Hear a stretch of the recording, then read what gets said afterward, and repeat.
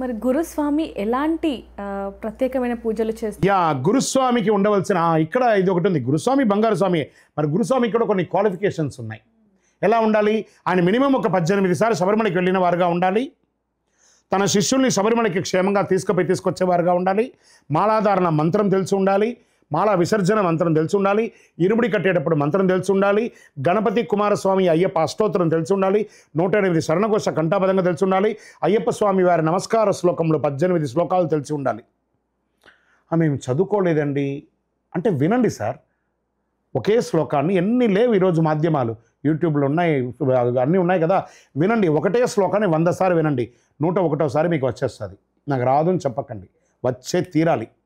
ఒకవేళ మాకు ఎన్నిసార్లు విన్నా మాకు రాదని అన్నప్పుడు మీలో ఒక యూత్, ఒక పిల్లవాడు ఎవరో ఉంటాడు కదా ఇవన్నీ చదివేవాడిని, వాడిని ముందర పెట్టి అన్నీ చదవండి. మీరు సీనియర్ స్వామిగా ఉండండి, అతని చేత నేర్చుకోండి. రావాల్సిందే, సబ్జెక్ట్ రావాల్సిందే. నాకు తెలియదు అంటే మీరు గురుస్వామి కాదు, సీనియర్ స్వామి. గురుస్వామి అంటే అర్హతలు కావాల్సిందే. శరణమయ్యప్ప.